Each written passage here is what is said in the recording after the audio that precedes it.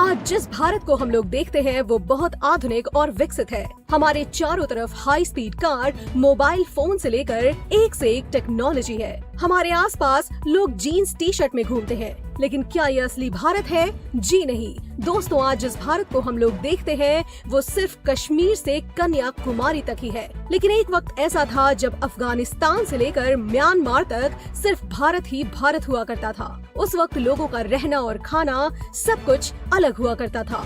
और आज इस वीडियो में हम आपको वही दिखाएंगे कि अपना देश 1800 में कैसा लगता था।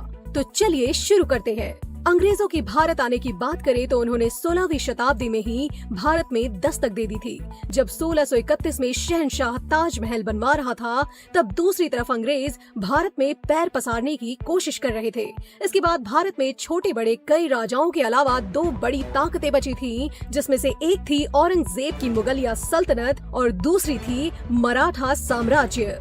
अंग्रेजों ने इंतजार किया कि ये दोनों आपस में लड़े और हम बीच में बाजी मार लें। इसलिए अंग्रेजों ने कई प्रयत्न भी किए और सालों बाद धीरे धीरे अंग्रेज भारत की अलग अलग सत्ता में आने लगे। उनके इरादों को कामयाब होने में 100 सालों से भी ज्यादा समय लगा और फिर साल आया 1800। ये वो दौर था जब मुगलों की सल्तनत खत्म हो चुकी थी और ईस्ट इंडिया कंपनी के साथ अंग्रेज भारत में अपने पैर पसार चुके थे। तो चलिए दोस्तों, अब जानते हैं साल 1800 में अपना भारत कैसा था।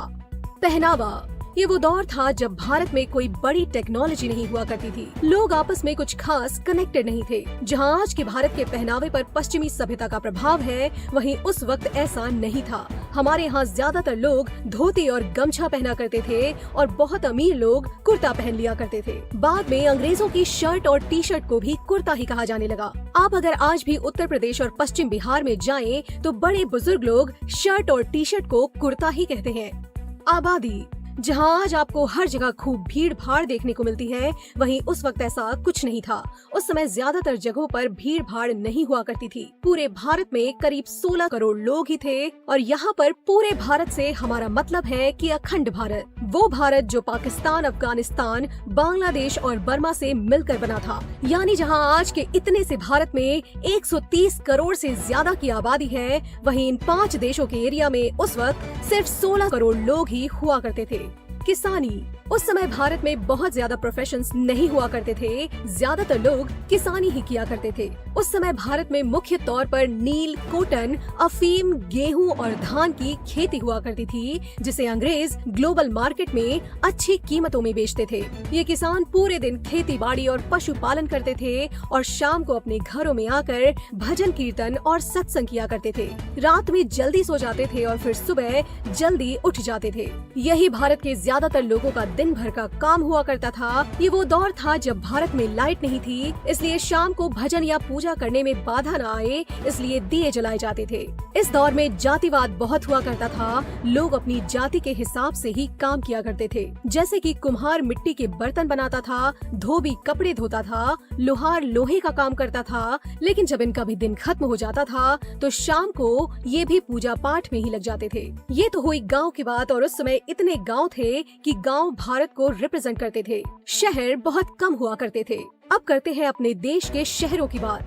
शहरों की बात करें तो ज्यादातर लोग मिलों में मजदूरी का काम किया करते थे। अंग्रेजों के दौर में पहली मिल भारत में मुख्य तौर पर कॉटन की मिल हुआ करती थी, लेकिन अंग्रेजों के बाद भारत की टेक्सटाइल इंडस्ट्री ग्लोबल हो गई थी। वहीं दूसरी ओर हैंडलूम इंडस्ट्री भी अपने पतन की ओर जा रही थी। इन मिलों में हाथों से ही सारी कारीगरी की जाती थी और लखनऊ और बनारस की हैंडलूम इंडस्ट्री की धूम दुनिया भर में हो गई थी। उस समय लोगों का काम बहुत मेहनत का काम हुआ करता था, क्योंकि उस समय न तो बिजली थी और न ही आज के जैसी कोई आधुनिक टेक्नोलॉजी। लगभग सारा काम हाथों से ही किया जाता था। भारत में बिजली 1879 में आई थी और ये सिर्फ शहरों में आई थी। भारत के गांव-गांव में बिजली पहुंचने में अभी कई साल और लग गए। 1800 से पहले भारत अपनी कमाल की कारीगरी के लिए मशहूर था। यूपी से बंगाल तक भारत की ईक-लूट इंडस्ट्री के लिए पुल वाला था, लेकिन ब्रिटिश के आने के बाद ये इंडस्ट्री पतन की ओर बढ़ने लगी। इसकी वजह साफ थी, भारत के कपड़ों की क्वालिटी तो अच्छी थी, लेकिन इन्हें बनाने में वक्त और मजदूर दोनों लगते थे, जबकि ब्रिटिश अपनी फैक्ट्रियों में कम टाइम में मशीनों के जरिए रेडीमेड कपड़े तैयार कर लेते थे, जो कीमत में भी भारतीय कपड़ों से काफी सस्ते थे। ट्रेन।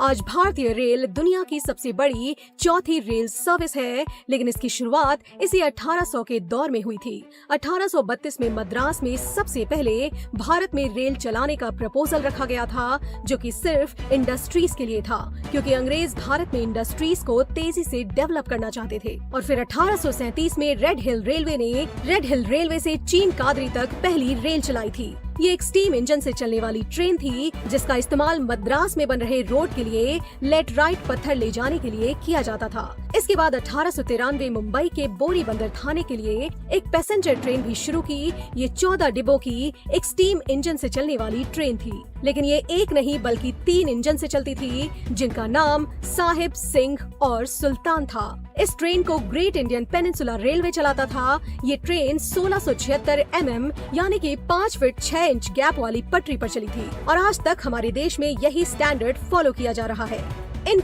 अगर इनकम की बात करें तो उस वक्त अंग्रेज भारत में बहुत अच्छे पैसे कमा रहे थे, तो वहीं भारतीयों की हालत दिन ब दिन बदतर होती जा रही थी। एक डेटा के मुताबिक सन 1800 के आसपास एक यूरोपियन क्लर्क की सैलरी 405 रुपए थी और वहीं एक आम इंडियन की तनख्वाह 40 गुना कम थी। अब इस बात से आप अंदाजा लगा सकते हैं कि भारतीय किसानों की क्या आय उस वक्त रही होगी। ऊपर से किसान हर साल बाढ़, सूखे के साथ साथ उन पर लगे लगान की मार से परेशान रहते थे।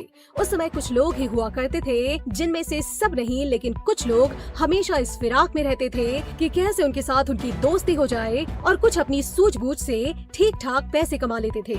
बीमारियां। आज के समय में जो बीमारियां आम हो गई हैं, उस वक्त महामारियां थीं। जैसे उस टाइम में कालरा और प्लेग आम तौर पर फैलते थे और इन बीमारियों की दवाई भी नहीं थी, जिसकी वजह से इनके सामने लोग बेबस थे। एजुकेशन। बात करें तो उस वक्त 10% से भी कम भारतीय पुरुष पढ़े लिखे थे और 1% से भी कम महिलाएं। इनमें से भी ज्यादातर आंकड़े शहरों के ही हैं। गाँव में इससे भी बदतर हालत थी। हालांकि ऐसा नहीं था कि बिना पढ़े लिखे लोग स्किल्ड नहीं थे और अपने कई कामों में माहिर भी थे, लेकिन कम पढ़े लिखे होने के कारण लगान जैसी चीजों में डील नहीं कर सकते थे।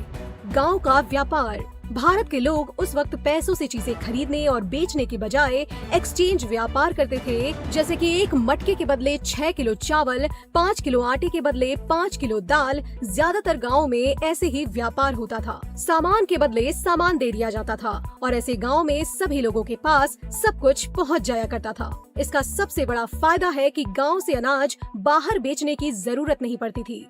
इस शताब्दी का भारत कुछ ऐसा था कि मकान भले ही कच्चे हुआ करते थे, लेकिन लोग अच्छे और सच्चे हुआ करते थे। आपको क्या लगता है उस वक्त भारत की कौन कौन सी चीजें हैं जो आज के भारत में भी होनी चाहिए?